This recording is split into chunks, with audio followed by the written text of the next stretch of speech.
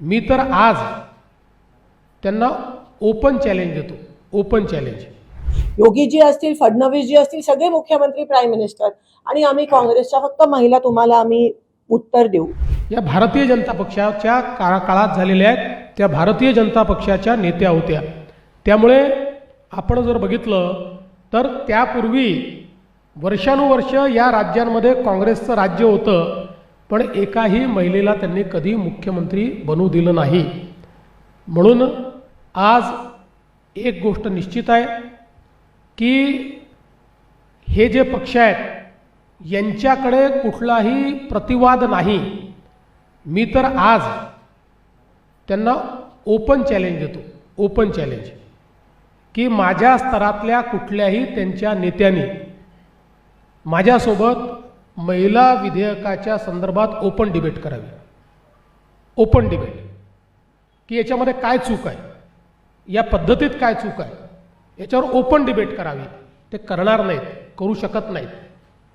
केवळ मुजोरी करायची आणि पळून जायचं, हे जे काही यांनी सुरू केलेलं आहे याच्या विरुद्ध देशभरात आणि महाराष्ट्रात आता महिलांचं एकत्रीकरण आम्ही करणार आहोत।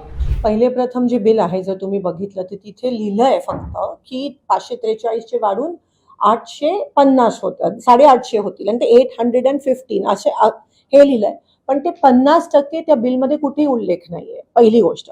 दुसरी गोष्ट, जेव्हा दोनदा अमित शहाजी त्यावेळेस त्या दिवशी आणि दुसऱ्या दिवशी रिप्लाय मध्ये तुम्ही बघा ते फक्त जे दक्षिणेचे राज्य आहेत त्यांची आकडेवारी देत होते, पण उत्तर आम्ही समोरून सांगत होतो की उत्तर भारतीय जे राज्य आहेत त्यांची पण आकडेवारी द्या। आज काय त्यांनी ती आकडेवारी आपल्या समोर मांडली नाही आहे। जे प्रपोर्शनेट इन्क्रीज होणार आहे वरच्या उत्तर राज्यांचे, कारण का तिथे पॉप्युलेशन एक्सप्लोजन आहे, आणि जे साऊथचे स्टेट्स आहेत दक्षिण भारताचे त्यांनी पॉप्युलेशन बऱ्यापैकी कंट्रोल केलंय, म्हणून कदाचित त्यांना शिक्षा होते का काय या माध्यमातून, असं एक डिस्पॅरिटी ह्या बिलच्या माध्यमातून दिसून येते। आणि म्हणून हे डिलिमिटेशनवर आपण खरं तर चर्चा करू।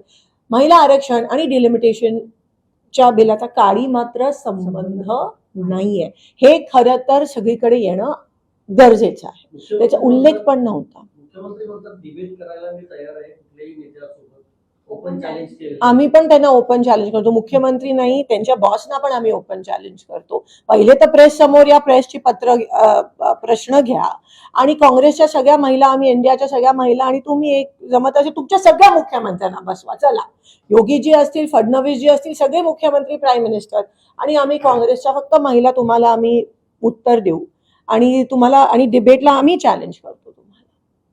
आणि फडणवीस जी काही स्क्रिप्टेड सगळं वाचतात तुम्ही बघा, कालपासून त्यांचे जेवढे लोक प्रेस कॉन्फरन्स घेतात त्यांची स्क्रिप्ट तयारच आहे, आणि ती स्क्रिप्ट आता खरं तर लागू होत नाही, कारण का ते एक्सपोज झालेत ऑलरेडी, म्हणून ते त्याचा उपयोगच नाही आहे त्या स्क्रिप्टचा।